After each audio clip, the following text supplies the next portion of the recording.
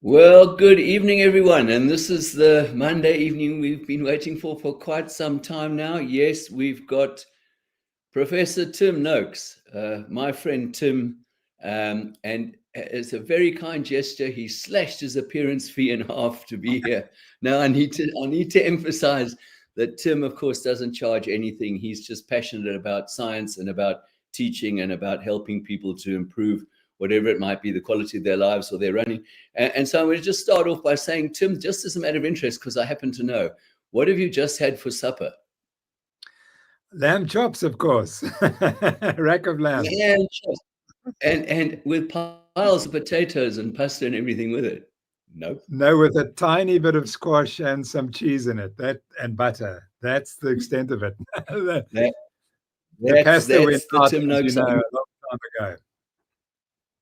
Yeah, I remember years ago when some function I said, what did you have for dinner last? Somebody asked you, what did you have for dinner last night? Thinking they'd catch you out, and you'd say you had a pizza. And you said I had 6 lamb chops and I ate all the fat. I remember everyone just looked at you; they were stunned. And I put quite a lot of salt on it. You said. Exactly So right. just very quickly, I know people don't want to hear me; they want to listen to Tim. But just very quickly, just to give you some idea of the caliber of the guest we have tonight.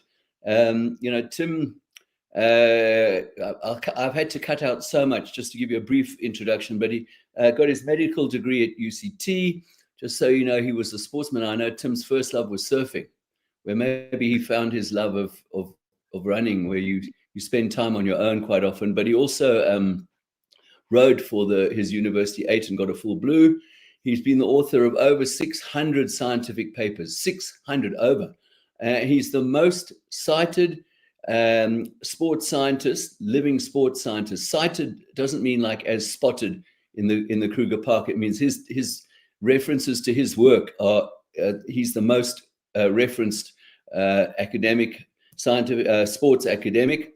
And he has been rated and is rated as an A1 scientist by the National Research Foundation. To be rated an A1 scientist means basically you can send a rocket to Mars. I mean, it's a different order of brilliant, and none of us are there. He's a recipient of the Order of Mapungubwe from the state president.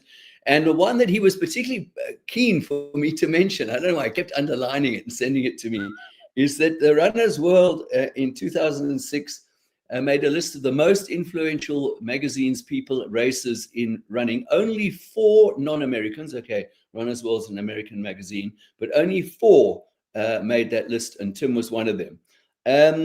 He's also, of course, the author of that just completely legendary book, of which I have all the different printings and editions, The Law of Running, the LORE of running. And I know Tim, you might mention it later on, but he's busy working on the 5th, which he says the 5th edition, which is going to blow everyone away. And when I spoke to Tim, he said that the old law of running is the Old Testament. The fifth law of running is going to be the New Testament on steroids. But we don't want to say steroids because, of course, that implies cheating. Yeah, and then just the wonderful things he's done for cricket. He helped to make rugby safer. He's traveled with the cricket team. He's worked with Morne to start the Sports Science Institute in Cape Town, and he's just published all over. The Law of Running being one.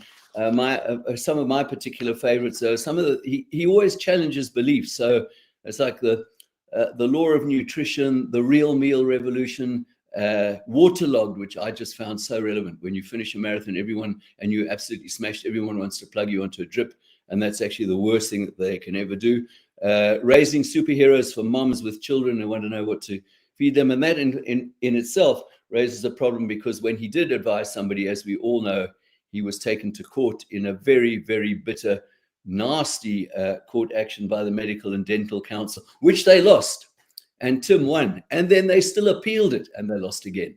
Well done, Tim, but I know that drained you of a lot of emotional energy, and it was an absolute travesty and a disgrace.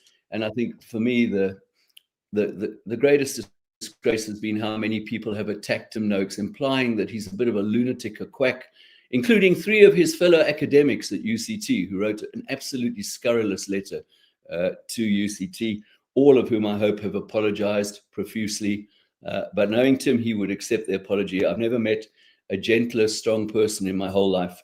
That he's incredibly strong and gentle at the same time. And the abuse that he's taken and the criticism that he's taken, I would have completely lost it. But now, just on a personal note, three last points, and then I'm going to hand over to Tim. One is that on a personal note, he truly is still, even though he doesn't practice medicine anymore, he's a scientist now. But Tim, in 1982, met me at the old Jan Smuts airport and spent time in the arrivals lounge diagnosing an injury that I had. I couldn't work it out.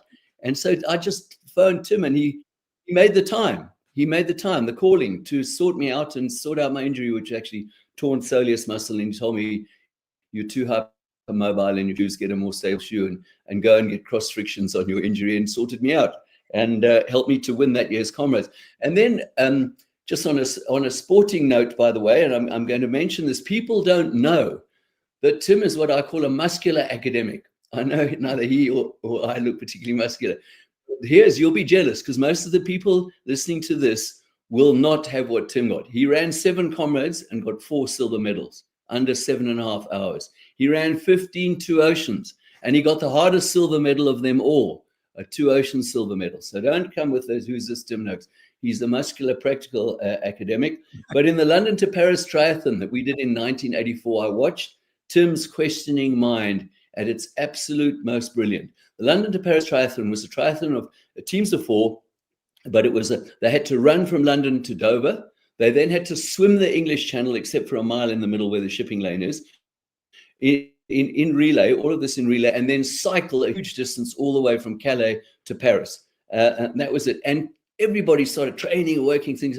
And there I saw Tim, when we flew over to London, studying a book about channel swimmers. He studied a book about channel swimmers. He wasn't interested in the cycling. He wasn't interested in the running. And he came and he said to us, all the channel swimmers who successfully swim the channel are overweight and fat, to be quite honest. They have subcutaneous fat. And look at our team. They are all lean, mean, racing machines. And the way and everybody is, the way we're going to win this thing is we're going to win it in the swim. And every other team that swam the channel, they put their athletes in for 1 hour, 1 hour, 1 hour, 1 hour in shifts like that. And and it's freezing cold in the channel. As they were swimming, these swimmers got slower and slower and slower because of the cold. And Tim put our guys in for 10 minutes each. Maybe it was 15 minutes each. I can't remember. And so they went flat out. Bang, bang, bang, bang, bang, when they were swimming. And my job was, when they came out, I put them in the sun on the deck of the boat we were on and put hot water bottles on them to warm them up.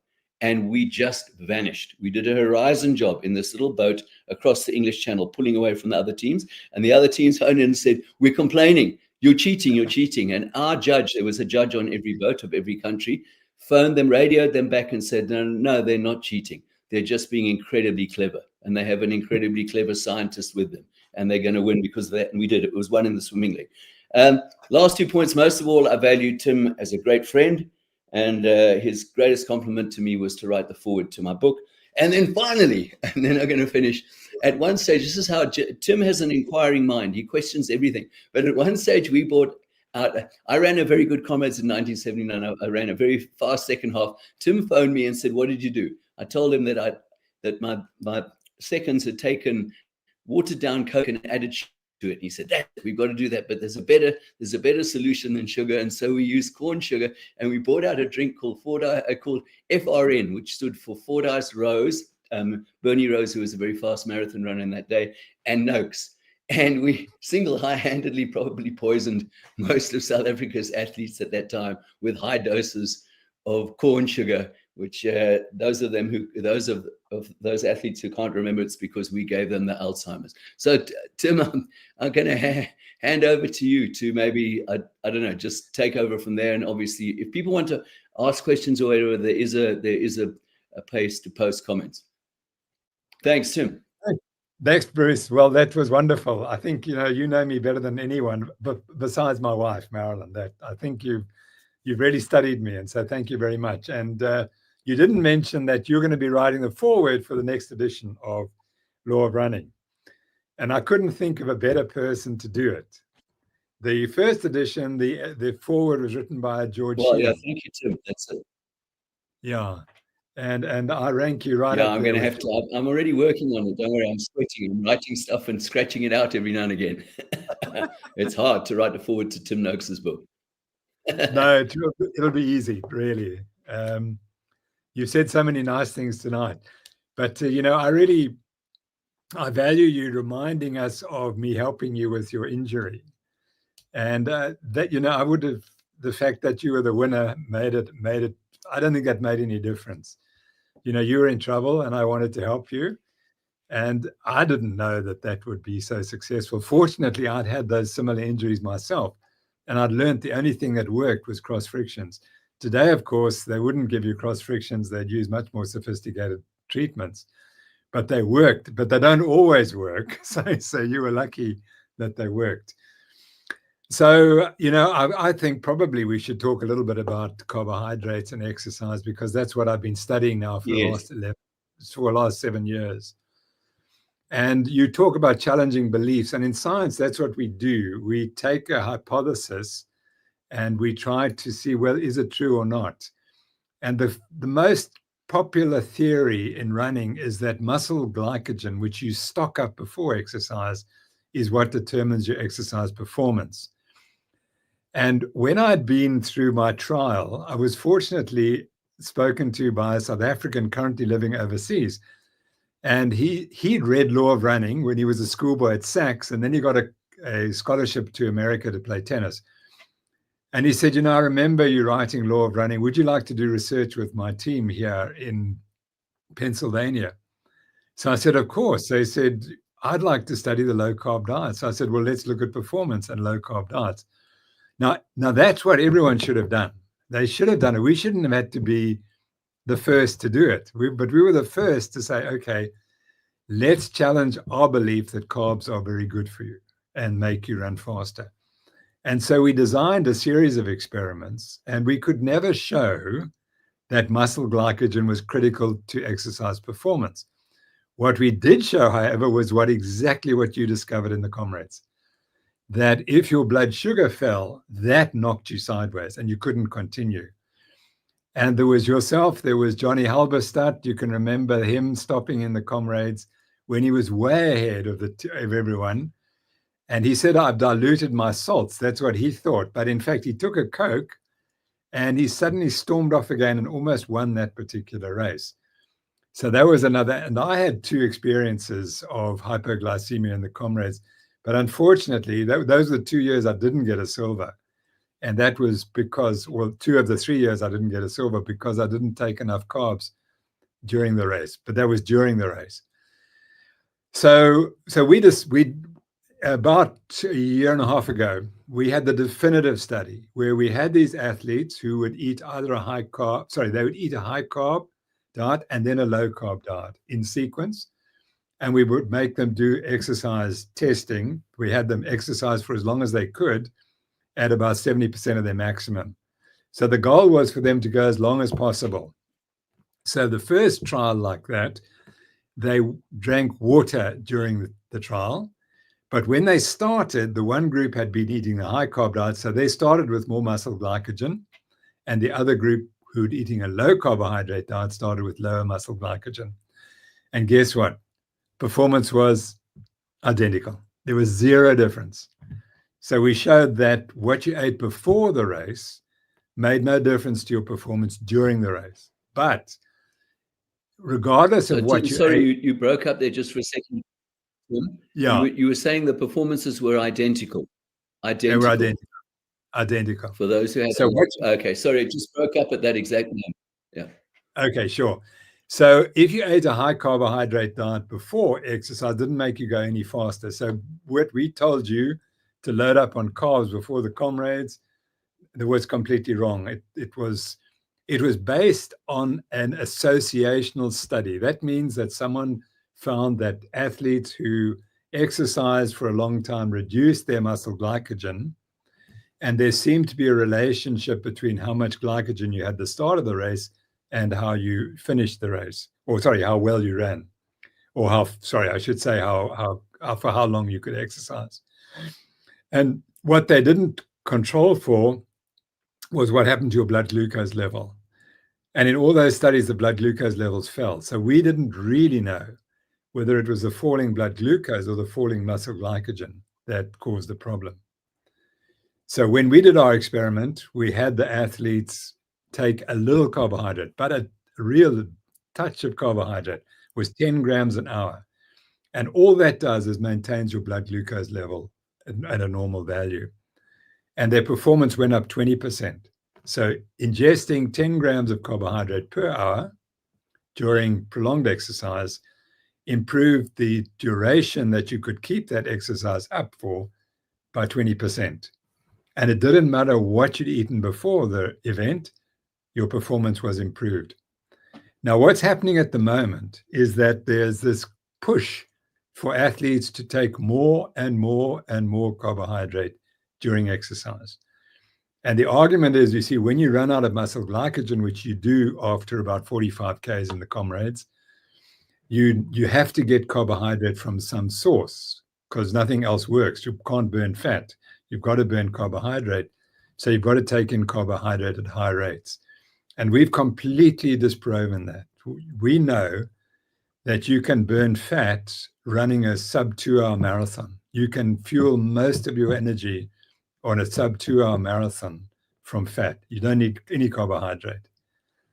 So that's the reality. And what concerns me is what happened to me. I pushed the carbs and I got type 2 diabetes. How did I put it in remission? By eating a high-fat diet with no carbohydrates in. And all that's going to happen is people like myself who got a family history of diabetes, if we eat a lot of carbs and we can run all you like, it's not going to protect you. You will ultimately get pre-diabetes and then diabetes. And that's what we're trying to speak out against now, is that you really don't need much carbohydrate to run your best. And the more that you ingest and the more refined it is and the more rubbishy carbs you eat, the more probable it is that ultimately you'll develop type 2 diabetes. So that's my opening statement. I hope there'll be someone who will jump in and say, but that's nonsense because... Yeah.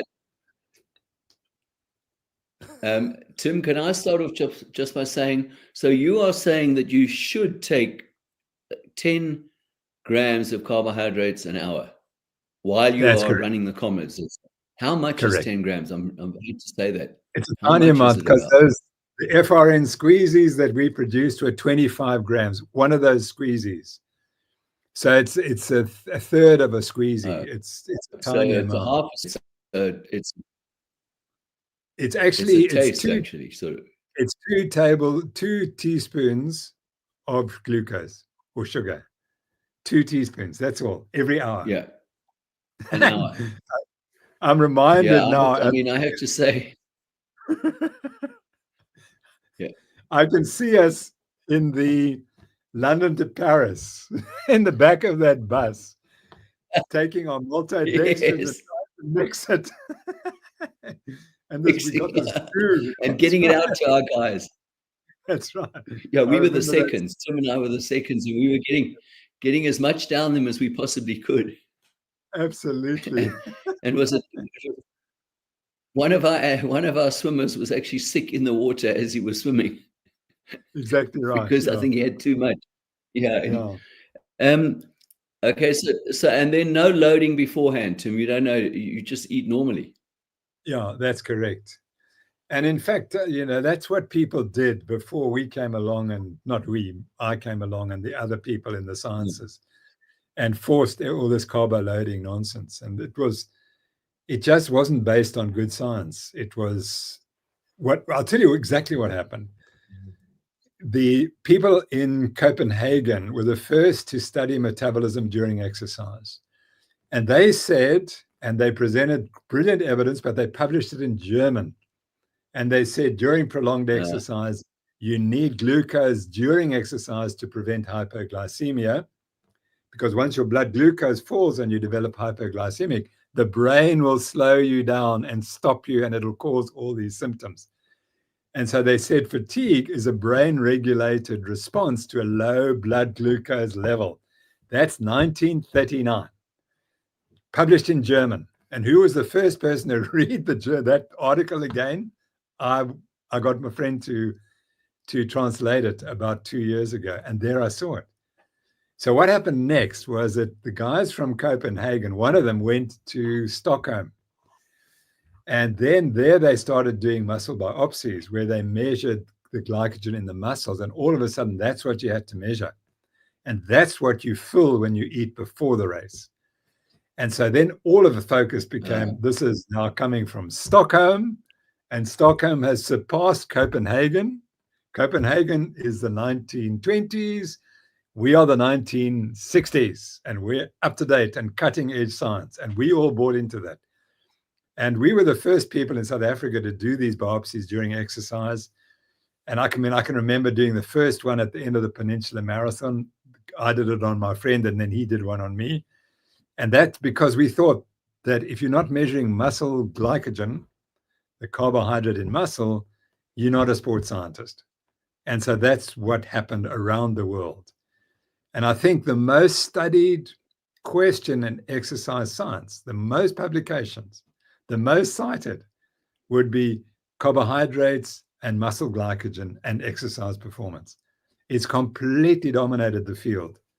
And we were the first, as I said earlier this year, to publish the first real test of whether that's true or not.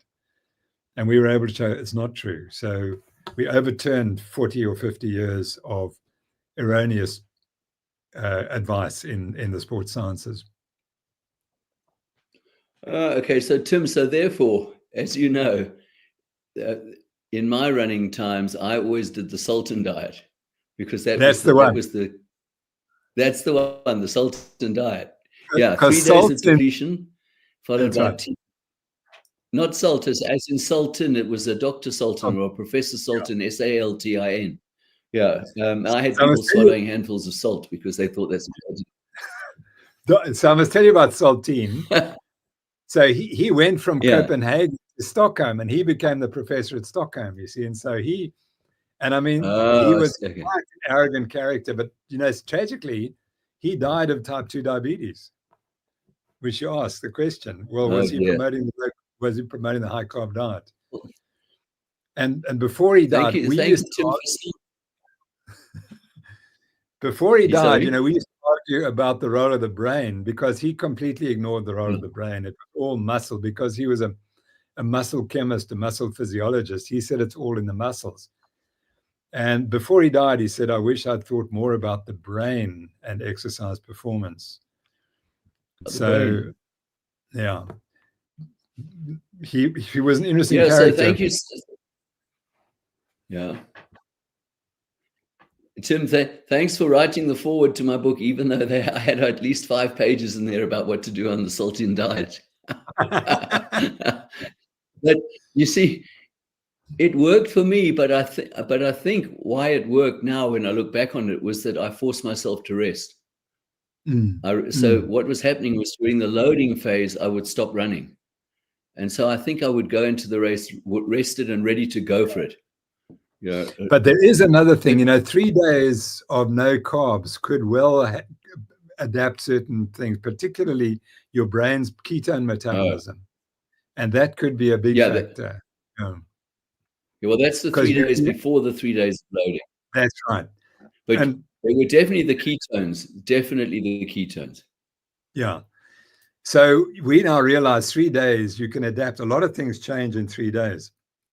One of the ladies who we fought with for years, who promotes high carbohydrate diets, probably the leading authority on high carb diets for athletes. She published a paper about 3 years ago where she took elite athletes, Olympic class athletes, and she put them on a high fat diet for 5 days. And within 5 days, their metabolism totally changed. Yeah, it totally changed, so that they were burning fat at enormous rates. And if you read the scientific advice that runners get, it's all about how do you burn more fat. Now, which is paradoxical, because whenever you take carbs, you inhibit the fat metabolism. So logically, if you want to burn more fat, you just don't eat carbs. But they never say that. They say, no, you've got to do more intervals, or you've got to go and run 60 miles a day or something. But they don't say the most common thing is just to drop your carbohydrate intake. So what Louise Burke showed, in 5 days, these people completely reversed their metabolism to the point where they could provide fat provided all the energy they required, whatever they were doing. And that was an astonishing finding, because we used to think that you had to have the muscles adapted to burn the fat. But the reality is, I think, and this is my hypothesis, is that humans are adapted for fat burning. And that's the natural state of the human. But what happens is we eat so much carbs that we oversecrete the hormone insulin, and insulin inhibits fat metabolism. Fat metabolism is acutely sensitive to insulin. So anytime your insulin rises, you're going to inhibit fat metabolism. And now I'll tell you why that is, because this is now the other theory. So we've gone to that theory.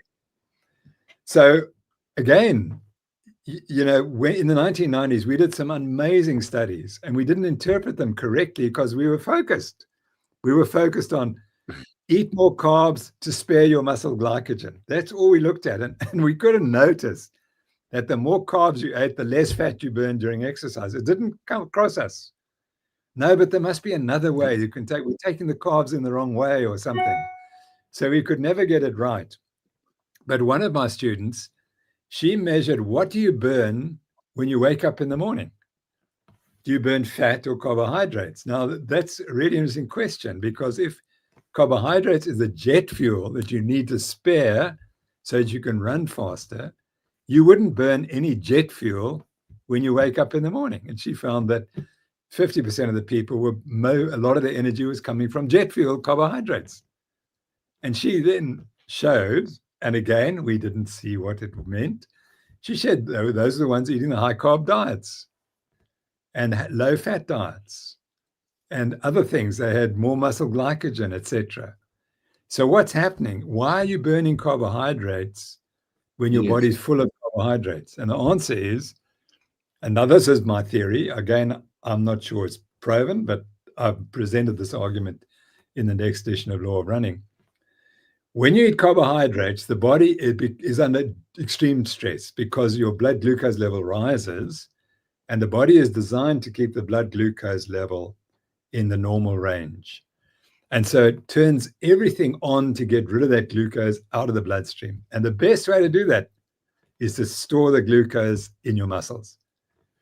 Now, if you follow that argument, what the next thing the body would want to do is the moment you start exercising, is, oh my goodness, I can get rid of all that stored glucose. I can get rid of it. And then I can store more if this idiot keeps eating such a high carbohydrate diet.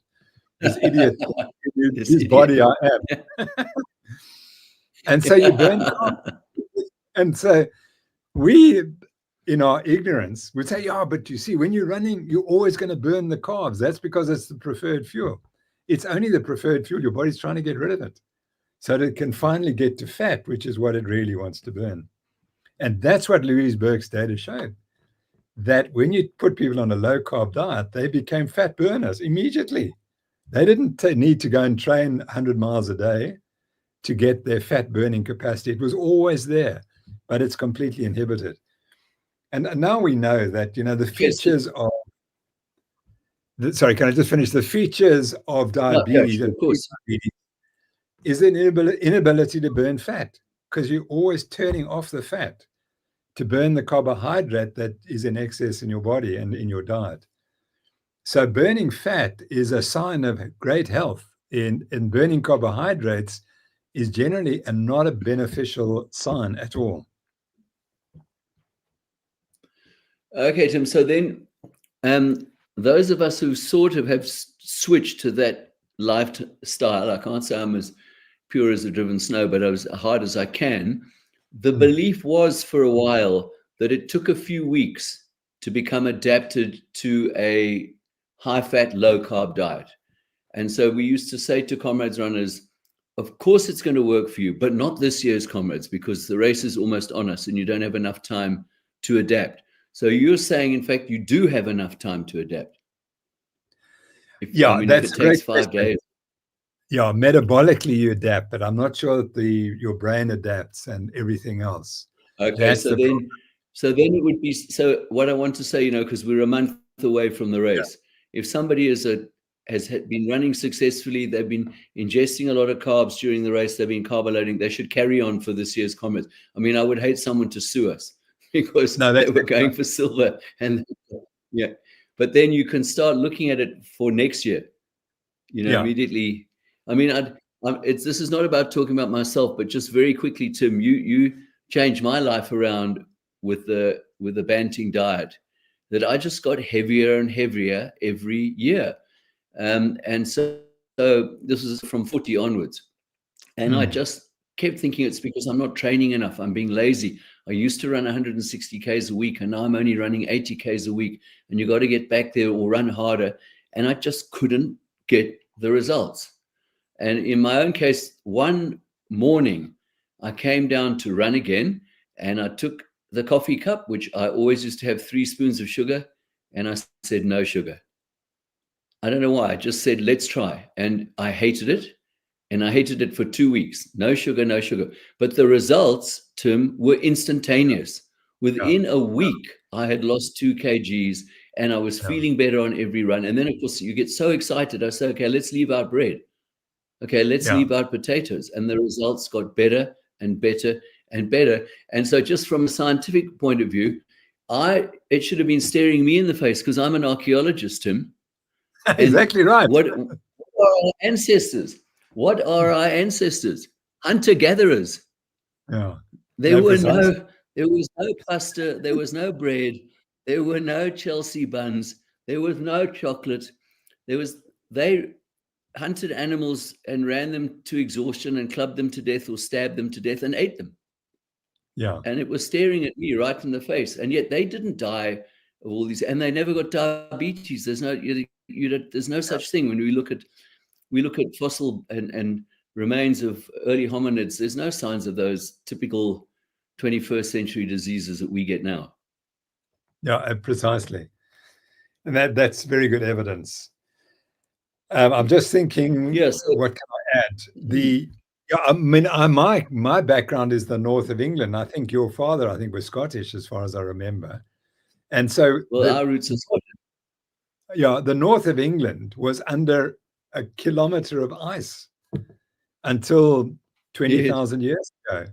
So the people who bred me went into an environment that was completely iced. You don't grow potatoes and wheat and so on under the ice, and people don't see it. And most of North America was also under that ice plain.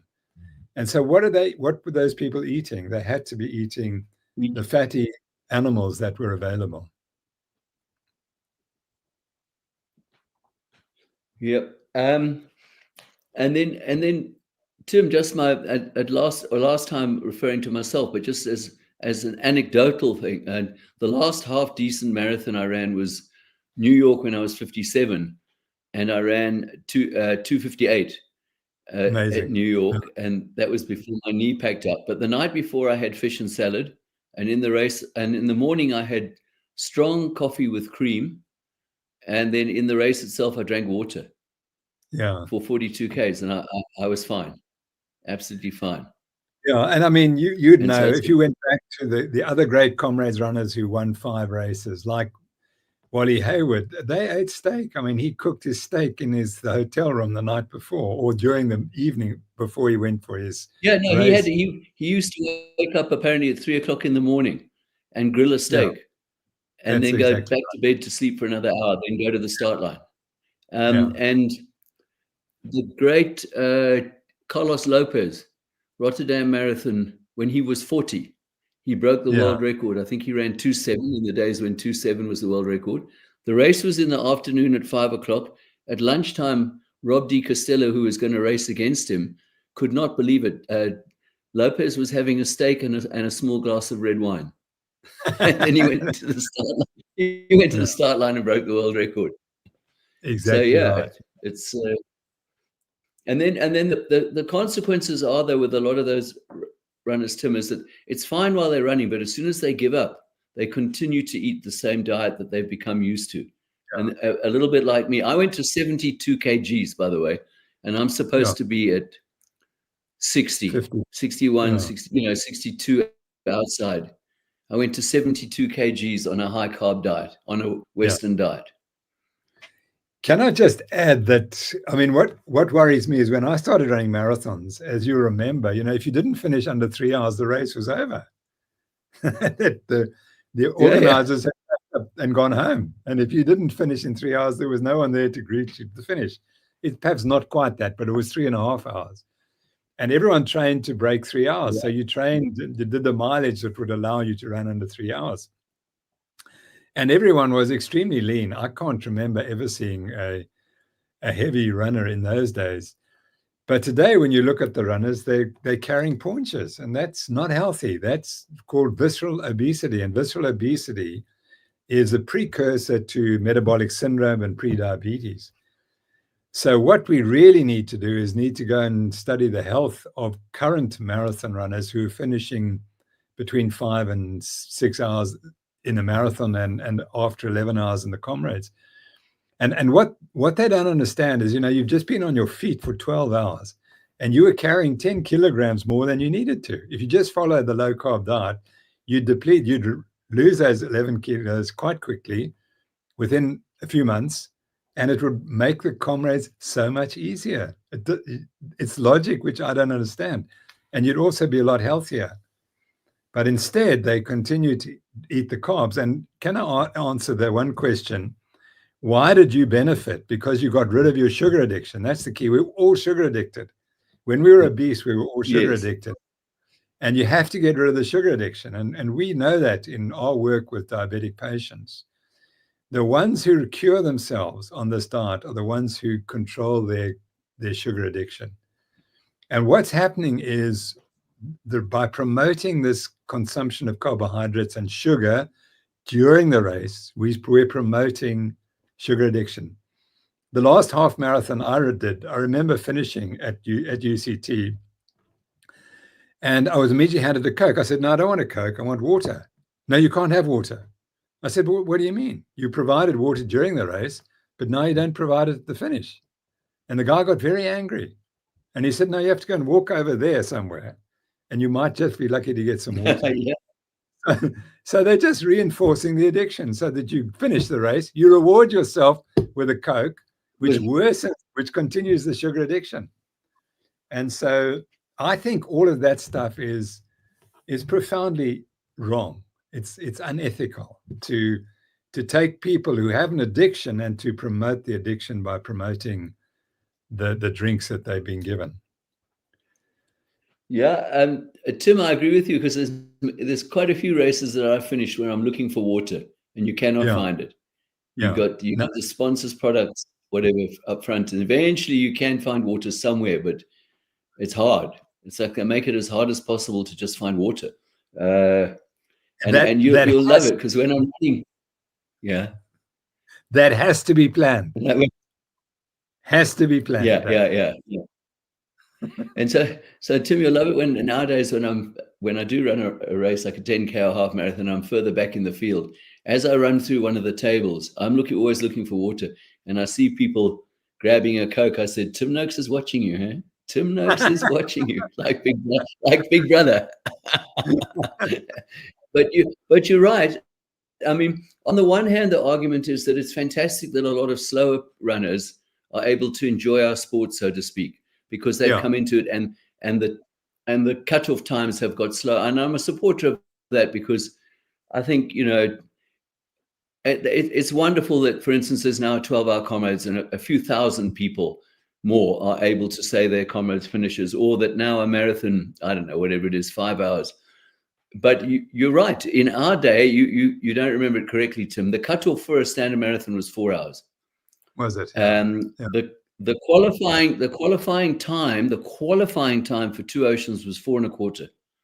Yeah. It was 4 1/4, and Two Oceans was over at 5 hours. 6 hours was the blue medal that they brought in later on.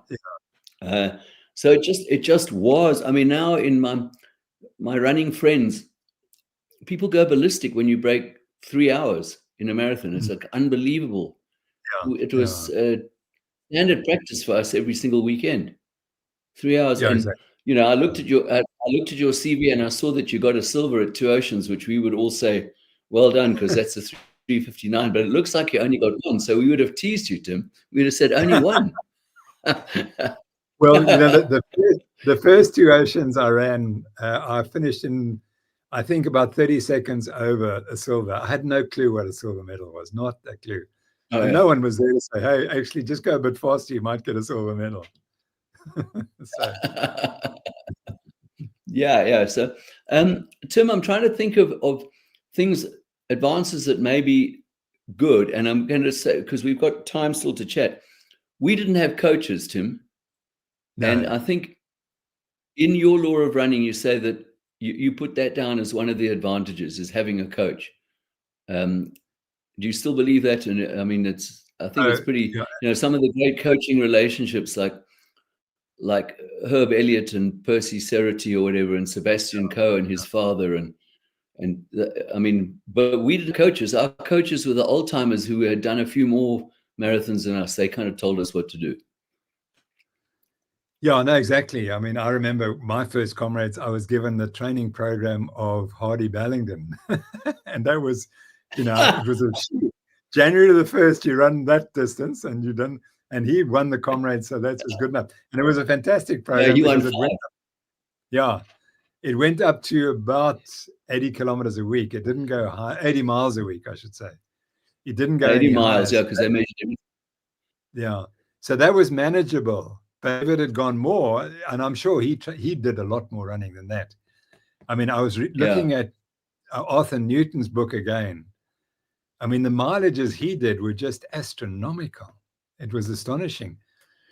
And I'm sure Hardy Ballington did very, very big mileages. But I must just say, I don't know if you're following this. There's a guy who's running 100-mile races and setting new world records. And he's training like Zatopek trained. I mean, he's doing 400-meter repetitions, 20 to 40, which is really interesting. And he said it's a track race. He said the 100-mile race is a track race because the speeds have got so much better. Wow. Okay. Tim, there's a question here. Yeah. John Clark, I'm a banter. Can you read it? Yes. I'm a banter, but I carbo load for 3 days for hard racing and for comrades. I take gels and Coke and water on my fast racing. Do I understand correctly that I shouldn't carbo load pre-race? John, I would not tell you, because of you being successful, I would not tell you not to carbo load, because what you're doing is you're living the healthy lifestyle most of the time. And the short period that you're carbo loading is not going to make you diabetic. It's not going to affect you in any way. I don't think it's going to affect your performance, but I wouldn't change it because that's what you're used to doing. I would, however, say that you really just need a little bit of Coke during the race and maybe a little bit of carbs. You could cut that down to maybe start at 30 or 40 grams an hour, and then maybe you can see that you actually don't need all that much. But no, I wouldn't tinker with what's been successful in the past, because you are actually already there. You're doing what's healthy, and you're not damaging by what you're doing during the races. Your health will be fine. So I wouldn't change it because you're performing well. If you found that carbo loading impaired your performance, as it does in some people, and when people told me that years ago, I said, it's impossible. And we didn't realize that there's individual variation. But no, your personal experience is what's more important than the science, where we talk about lots of people and individuals may be slightly different. And also, Tim, we are almost, comrades is a month away, and it's dangerous to tinker with something that ain't broke with the race just a month away. If we were in September, October, I'd say take another marathon, take something that's not the end of your world if it doesn't work, and experiment there. But you don't want to experiment at comrades when it's a month away. Yeah, absolutely. And I know in your book, you say you don't do anything on the day that you haven't tried before, that you haven't tested fully. Tim, it just completely astonishes me, but I understand what happens is comrades runners, they get to the last week before the race, and they're trying everything in their power to get fitter and stronger and have a better run, but they can't really train because the training's over. So they will go to the expo and I'm saying this in inverted commas, but you know, a snake oil salesman will sell them a go quickly mootie that they have never tried before in their lives. But he'll tell them this is going to take 15 minutes off your finishing time, or this pill is going to stop you cramping. And I mean, there in itself, you know, and so they buy it and they use it, and then they wonder why they bomb out on the day, and they, I don't know, they're in the bushes all the time with stomach problems, or they, whatever. And yeah, I mean, there in itself is a whole conversation, which I get asked all the time, and that's cramping. People always say to me, how can I avoid cramps? And I don't know what you feel, Tim, but just very quickly from my own experience, I have cramped in races, but only in ultras.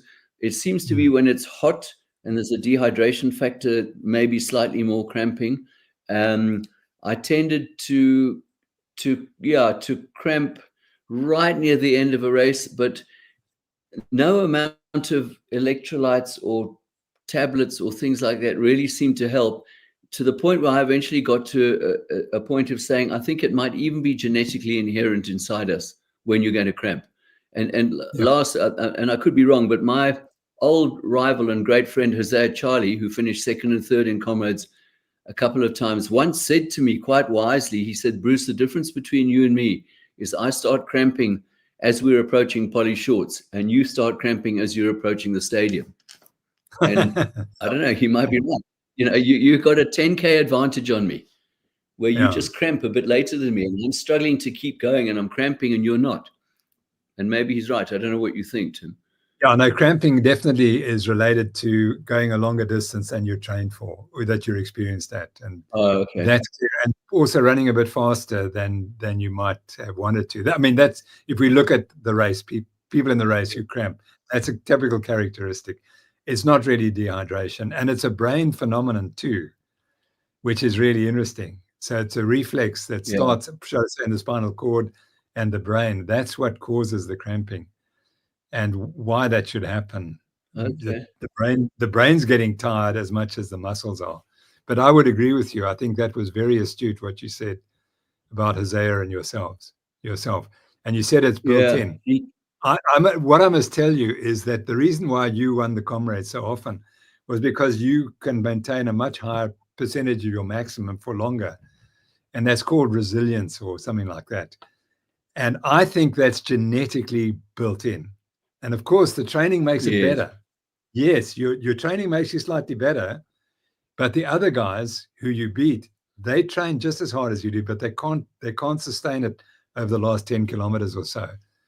And I just think it's genetically programmed, and that's why you have these guys who appear from nowhere and then suddenly perform so well on little training, like you did. I mean, when you came third, you weren't training the way you did, and it's very clear to me that if you run your third Comrades and you're not in the top 5 or 6, you're never going to be a winner. It's going to appear very soon that you have this ability to be a feature. It does appear quite soon with you. Yeah, that's right. Yeah, you can spot winner. We've got one here, Jessica. I had problems with nauseous and dizziness. I would think that is. Jessica, depends what you're taking during the race. If you're taking no carbs, the dizziness and the nausea could well be a low hypoglycemia. Conversely, you may be taking in too much water and too much carbohydrates, and that could give you the same symptoms. So it's difficult to make a diagnosis, but you would know what you're doing. But again, I remind you that you only should drink to thirst. If you're not thirsty, don't drink, because you're not going to go any faster by drinking ahead of thirst. And that's what's happened with all these seconding stations every mile or so. There are far too many seconding stations. So just drink when you're thirsty, and just take in 10 to 30 grams of carbohydrate a day. And that should solve the problem. If it doesn't, you've got motion sickness, which is a whole nother story. And for some people, that may require medication. I got motion sickness, not running, but swimming, because I was such a bad swimmer and I would shake my head. And I could get nauseous when I swim a longer distance. And that's just the way your head moves. And I suspect that it could possibly that you could get it in running, the same sort of mechanism. But I would suspect that it's more gut related, and it's what you're eating and drinking during the race?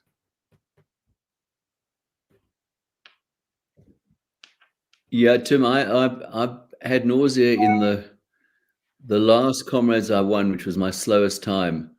Yeah. I think I took too much. I took too much carbohydrate. I was swallowing stuff all the time because I wasn't really controlling the race well, and I felt I wasn't in charge, and I was trying hard to win the race. And so my response to trying hard to win the race was take more sugar. And at the end, I was very nauseous, and I was actually sick in the medical tent afterwards, because people don't know that, but we have to go off for a drug test at the finish of Comrades. So there I was very nauseous, and I think I just took too many carbohydrates during the race, and it was sitting. I had this feeling it was sitting here. I remember you telling me about that race, and you said it was the year that you had the best seconding, because you had seconds every 3 kilometers, and you couldn't ignore and that was them. too much. Yeah, they felt they would ignore them.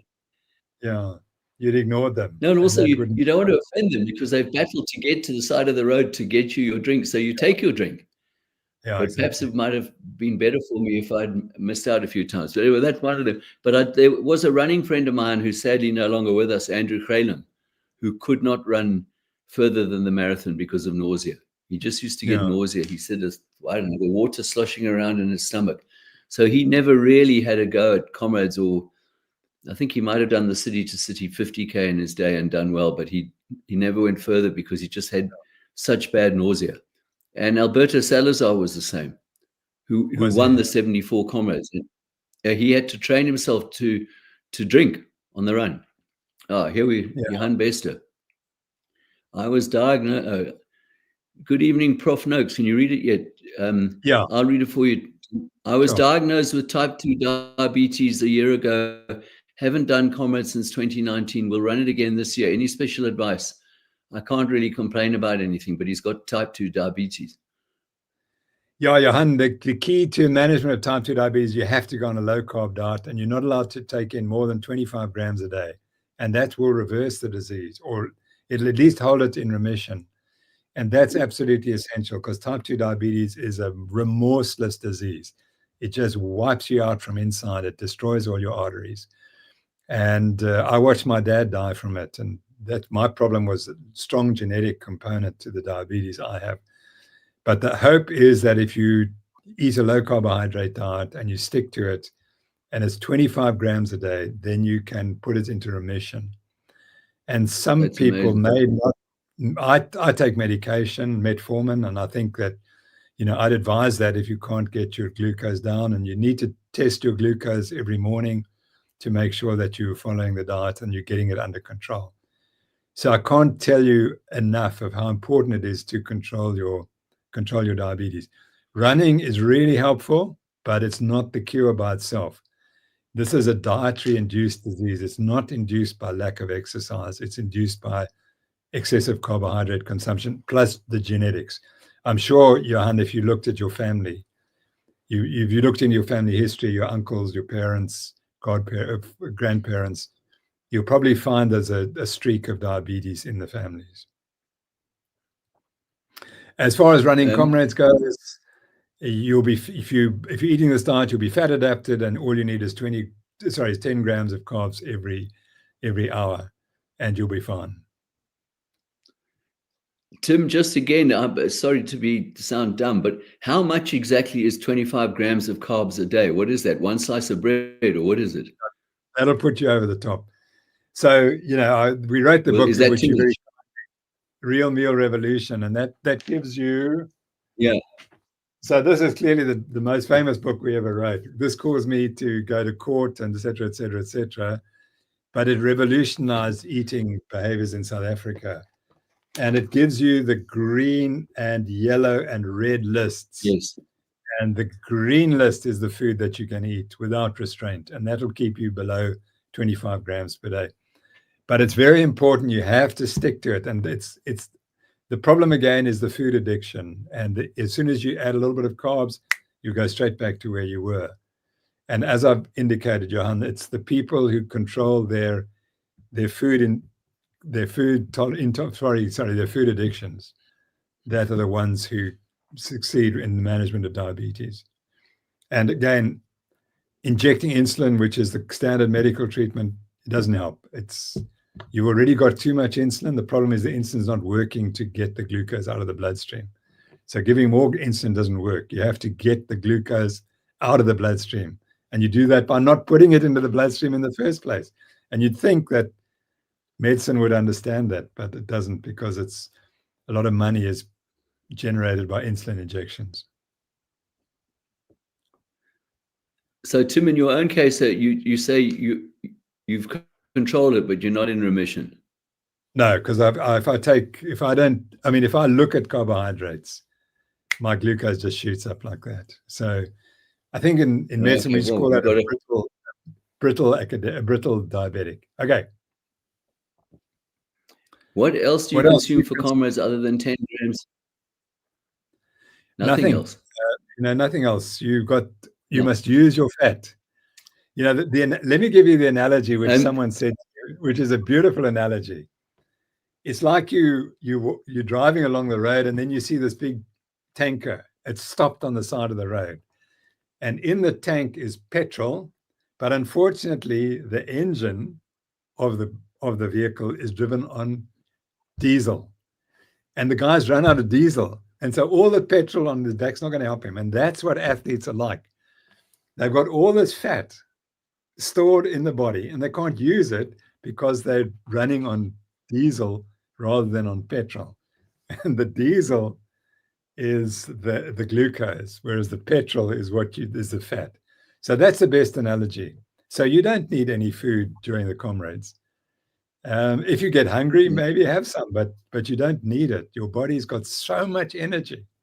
We are designed to store fat, and there's so much fat, but the problem is using it. That's the key, and they only can use it. And Tim, you see everybody before the race having huge breakfasts before the race. Yeah.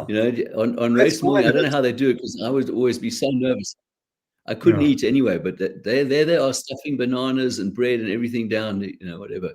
And that's the worst, because it peaks your insulin, and therefore you start burning. Yeah, just before the gun goes. Yeah. Um, Bulela May, hi Prof. Some experts tell us that after you burn fat during the run, the body burns muscle, which is why they advise carb load. What really happens? Yeah, it's quite right that you do need to burn. If you're on a low carbohydrate diet, like if you're fasting, now let's take fasting, you have to break down protein to produce glucose through the liver. And that's true. But as long as you're burning fat and you've got a little bit of carbohydrate, you won't burn the protein. That's the key. And it doesn't take much carbohydrate to prevent you from burning protein. So that's the point. The point is, if you want to burn fat, that's the key. And as provided you're having a little bit of carbohydrate in your diet, you won't be burning protein. We can see it. You don't lose muscle protein when you go on these diets with low carbohydrate diets. You don't lose muscle, you lose fat. And so that's the best I can explain to you. Tim, we're sort of out of time, and I don't want to abuse your time. So can we say, like, this is the last question that's coming in. I'm sorry people have started asking questions now, but we are kind of out of time. So this is Jessica again, who said her previous messages was incomplete. She must have run the club long run, 60 Ks this weekend. Yeah, and then you took in energy drink and Visceral and a cup of soup. Well, you didn't need any of those except for the energy drink a little bit. And the 300 ml per hour means you're getting much more than enough carbohydrate. So I don't understand, why you're told to take in Visceral and soup, because they're not going to be useful to you. You've got as I've indicated, you've got all the fat in your body that you need, however thin you are. And I'm sure you're extremely lean, but we've still got so much fat that the only thing you need is a little touch of carbohydrate, the 10 grams an hour, and try and see if you can get by on 10 grams an hour and see what you feel. The problem is the addiction, and that's why you feel I've got to have more, because after 6 hours or 7 hours running, the addiction starts to open up again and you want to eat some sugar. Tim, last one from Ross Veach. I can confirm what Prof is saying. I ran 2024 comrades drinking 1 sports rehydrate sachet every 14 Ks, no breakfast or anything else to eat. That was it. Yeah, that sounds excellent. The sports rehydrate, I'm not sure how much sugar it's got in it, but it's probably relatively little. And the fact that you're able to do that successfully tells me that you've got your glucose carbohydrate balance perfect and your fat balance is perfect. And metabolically, you're incredibly healthy. That's the key. If you can run the comrades and just take in a little bit of sugar, you're incredibly metabolically healthy. If you have to run and taking goos every 30 minutes, you're unhealthy. And that unfortunately is the reality. Okay, Tim, thank you. I know, I'm sure people are queuing up, but just once again, thank you, Tim, for your lots of pearls of wisdom. I hope we can do it again, because I know people are going to say, somebody's saying, where can we get the book? The Real Meal Revolution. The Real Meal Revolution should still be available in South Africa, even though it was published 12, 13 years ago. It's still available in exclusive books or on Amazon. You can find it on Amazon as well. Yeah, fantastic. So, Tim, thanks so much as always. And yeah, just keep beavering away at the new book, because I've got material now for the forward. I'm glad I could give it to you. Thanks. And most of all, from the bottom of, I think, most of our hearts, thank you for everything you've done for our country, Tim. You're a truly great South African. Thank you, Tim. And so are you. So thank you so much. It's always a privilege to talk with you, as you know. We've had a fantastic life together. Thanks, Bruce. Cheers, Tim. Thank you.